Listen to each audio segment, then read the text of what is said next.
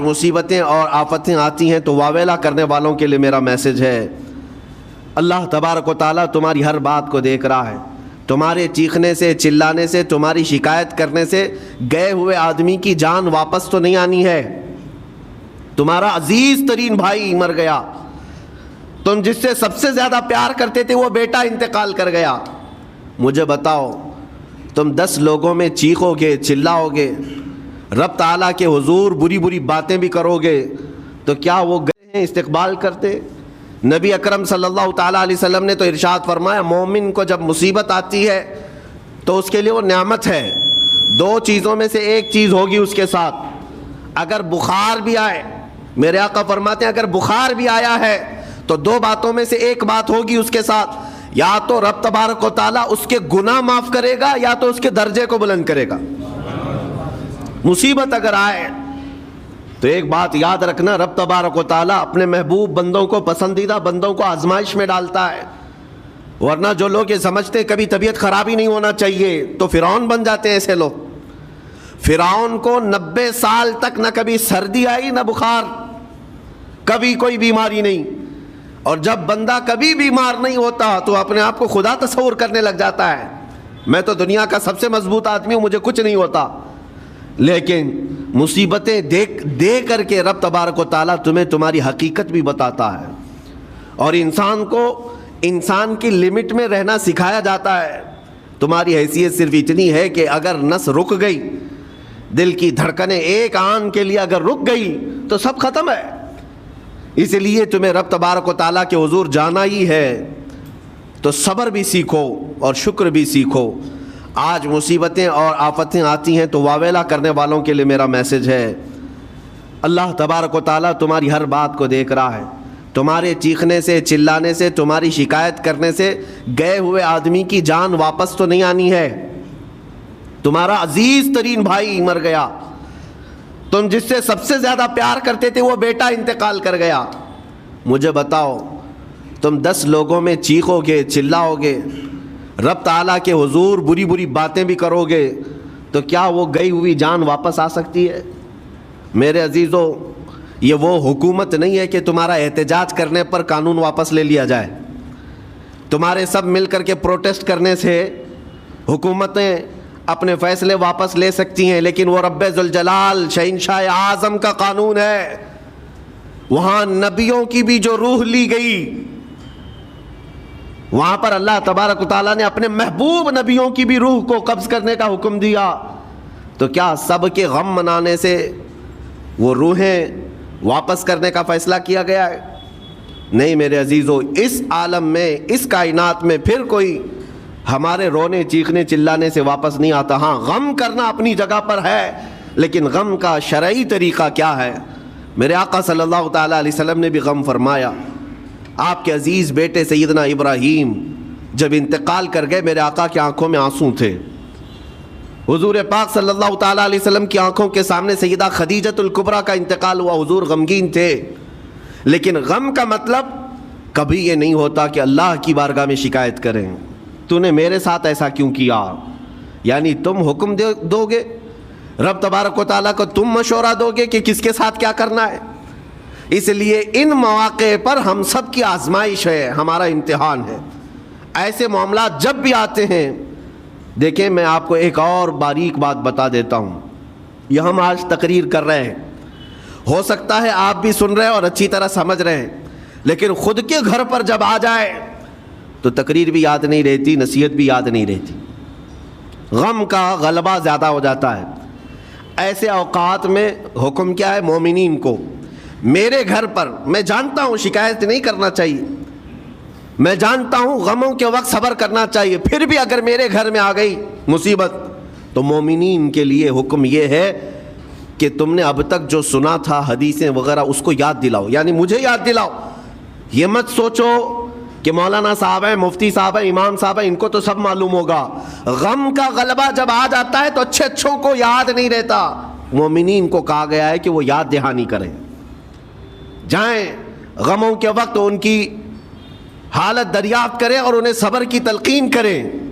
ہر ایک کے لیے ضروری ہے، یہ سوچ کر کے پیچھے نہیں ہٹا جائے گا کہ یہ تو بہت جانکار لوگ ہیں، یہ بہت پڑھے لکھے لوگ ہیں، ان کو تو سب پتہ ہے. نہیں، بلکہ حکم یہ ہے کہ جس کے ساتھ بھی مصیبت آئے، مومنین، دوسرے مومنین، اسے صبر کی تلقین کریں، اسے جا کر کے حوصلہ دیں اور اسے تسلی دیں. اب میں آتا ہوں ان باتوں کی طرف جو لوگ مصیبتوں کو برا سمجھتے ہیں. ایک صحابی تھے، ان کی شادی ہو گئی ایک صحابیہ سے، نکاح ہوا تھا مدینے میں، سال بھر خوشحالی سے گزرتے رہے، بہت اچھے دن گزرے. سال ختم ہونے کو تھا کہ خاتون جو ہے لڑائی کرنا شروع کر دیتی، کہتی مجھے تمہارے ساتھ رہنا نہیں، مجھے طلاق چاہیے، ڈائریکٹ طلاق. تو اس صحابی نے کہا ہوا کیا؟ وہ صحابیہ کہتی تھی نہیں مجھے تمہارے ساتھ رہنا نہیں. اس صحابی نے کہا ٹھیک ہے، اگر ایسا ہی ہے تو حضور پاک صلی اللہ علیہ وسلم کے پاس چلتے ہیں، وہاں جا کر فیصلہ کرا لیں گے. تو وہ صحابیہ مان گئیں، کہا چلو چلتے ہیں. تو دونوں چلے جا رہے تھے اپنے گھر سے، حضور پاک صلی اللہ علیہ وسلم کے دربار میں فیصلہ کروانا ہے. چلتے وقت راستے میں ایک پتھر سے ٹھوکر لگ گئی اس صحابی کو، اور اتنی تیز ٹھوکر لگی کہ ان کا ناخن اکھڑ گیا. اب وہ ان کی خاتون جو بیوی صحابیاں ہیں، وہ فوراً اپنے دوپٹے کا کپڑا پھاڑ کر کے انگلی کو باندھتی ہیں اور خون روکتی ہیں، اور اس کے بعد کہتی ہے چلو واپس گھر چلتے ہیں. گھر واپس آنے کے بعد وہ کہتی مجھے طلاق نہیں چاہیے، ساتھ میں رہوں گی. کہا عورتوں کا موڈ، عورتوں کا اس طرح کا فیصلہ، کیا بات ہے؟ وہ صحابیہ کہتی ہے میں نے سنا ہے کہ جب کبھی کوئی بندہ بیمار نہیں ہوتا تو اللہ اسے پسند نہیں کرتا. میں نے جب سے تم سے شادی کی ہے، سال بھر ہو گئے، ایک بار بھی تم کو بیمار ہوتے نہیں دیکھا. مجھے ایسا لگنے لگا کہ کہیں تم اللہ کے ناپسندیدہ بندے تو نہیں ہو، اس لیے میں تمہارے ساتھ نہیں رہنا چاہتی تھی.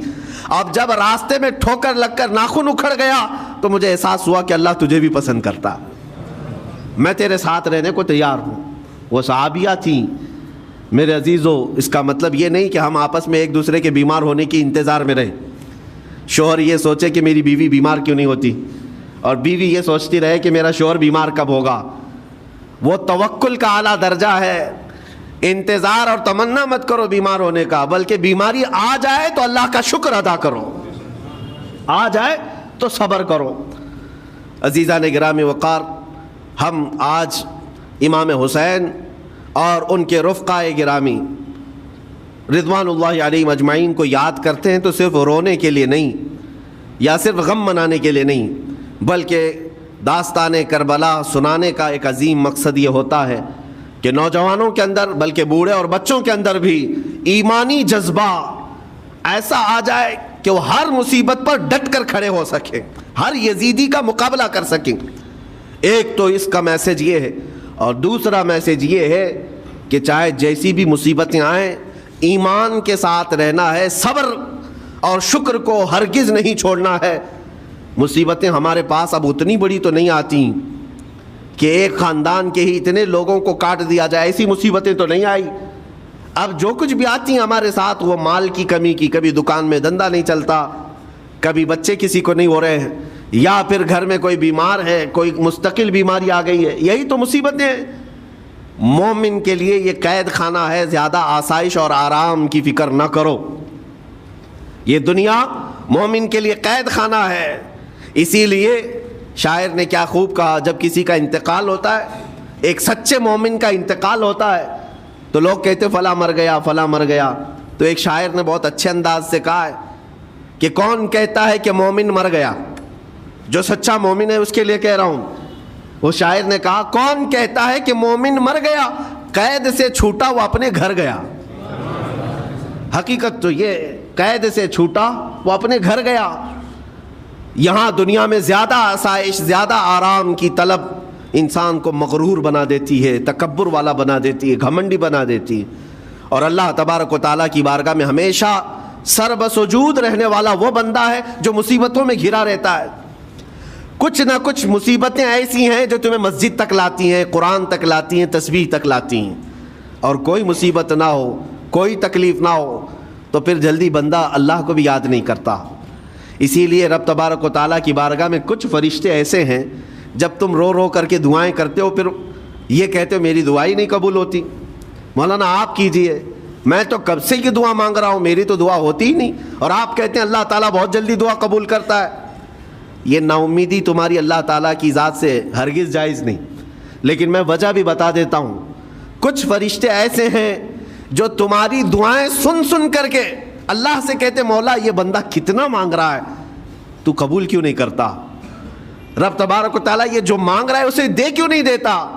رب تعالیٰ فرماتا ہے فرشتوں میں بھی سن رہا ہوں اس کے مانگنے کو, اس کی دعاؤں کو. اگر میں ابھی اس کو دے دوں تو وہ مانگنا بند کر دے گا, اور اس کا مانگنا مجھے اچھا لگتا ہے. جب تک وہ مانگتا رہے گا میں اسے پسند کرتا رہوں گا. ایک وجہ یہ بھی ہوتی ہے تم مایوس ہو کر کے چھوڑ دیتے ہو کہ اب کیا دعا کرنا, اتنے دنوں سے کر ہی رہا تھا, کچھ نہیں ہوتا. اگر تمہاری دعاؤں کا اثر جلدی نظر نہیں آتا تو رحمان تمہاری دعائیں سن رہا ہے اور وہ تمہاری دعائیں پسند بھی کر رہا ہے. میرے عزیزو, یہ تمام حالات میں آپ اللہ تبارک و تعالیٰ کی بارگاہ میں کثرت سے دعا ہی کریں اور مانگا ہی کریں جب مصیبتیں آئیں. آج کے حالات بھی ہماری آزمائش کے حالات ہیں. آج کا جو دور ہے وہ بھی ایک یزیدی دور ہے. یہاں پر جگہ جگہ جو مسلمانوں کے ساتھ حالات ہیں یہ ہمارے لیے آزمائش کا دور ہے, بہت بڑا امتحان چل رہا ہے. ان حالات میں مسلمانوں کو چاہیے وہ اپنے ایمان کے ساتھ ڈٹے رہیں, استقامت. مولا حسین کے سبق کو پڑھیں. اس وقت تو ان کی گردنوں پر تلواریں تھیں, ان کے بچوں کے سینے چھدے ہوئے تھے تیروں سے, لیکن وہ ڈٹے ہوئے تھے میرے مصطفیٰ کی شریعت پر. آج ابھی تمہارے سینوں پر بندوق کی گولیاں نہیں لگائی گئیں, ابھی تمہارے اوپر اتنی بڑی مصیبتیں نہیں آئیں, لیکن میں پھر بھی دیکھتا ہوں نوجوانوں کو کہ کوئی مصیبت نہ آنے کے باوجود بھی تم اسلام کے ساتھ کھلواڑ کر رہے ہو.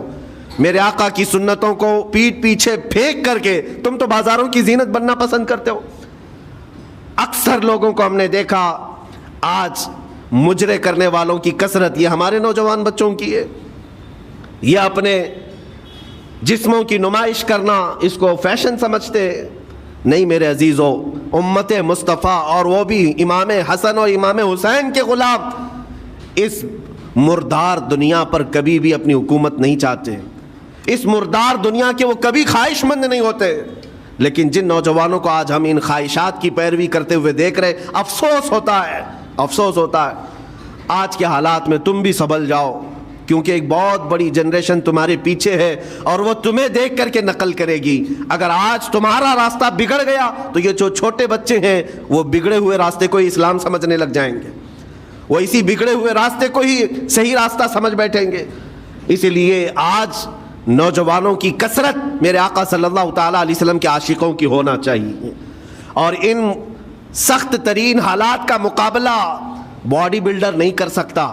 میں آپ کو بتا دوں, ان ظالم یزیدیوں کا مقابلہ کاجو بادام کھانے والا نہیں کر سکتا. ہاں, ان حالات کا مقابلہ کرنے کے لیے جسمانی طاقت کی ضرورت نہیں.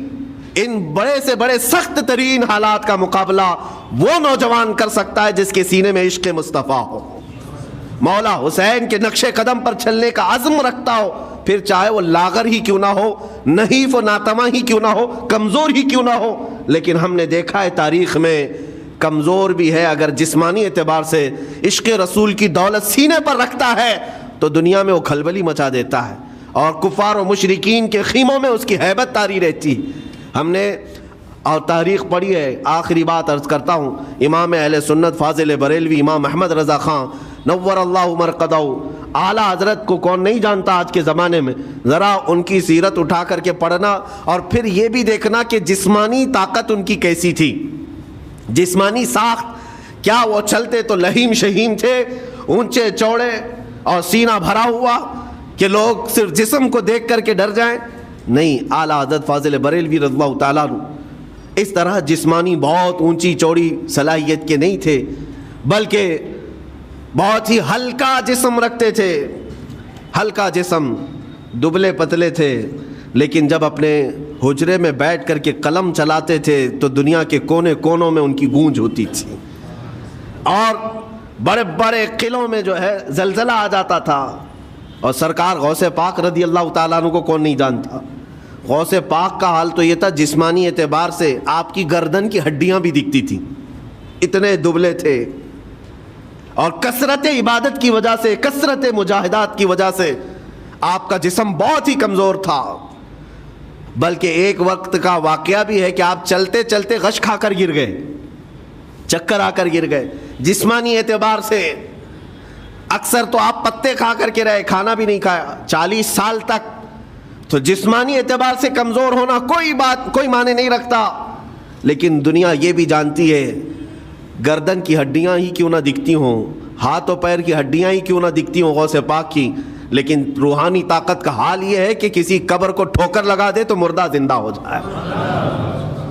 اس طاقت کو میں آج آپ کے سامنے کہنے کی بات کر رہا ہوں، عشق مصطفیٰ سینے میں ہو اور سچی عقیدت و محبت حسنین کریمین سے رکھتا ہو، اور پھر اپنے طریقے بدل لے تو بڑے جسم اور ڈیل ڈول بنانے کی ضرورت بھی نہیں آئے گی، مولا کریم تمہارا رعب خود ہی دشمنوں کے دلوں پر ڈالتا ہے۔ اللہ تبارک و تعالی ہم سب کو آئی ہوئی مصیبتوں کا ڈٹ کر مقابلہ کرنے کی توفیق عطا فرمائے، ہم سب کو استقامت عطا فرمائے اور صبر عطا فرمائے اور شکر عطا فرمائے، اور قیامت کے دن مولا تعالی ہم سب کو امام حسین کے ساتھ حشر عطا فرمائے۔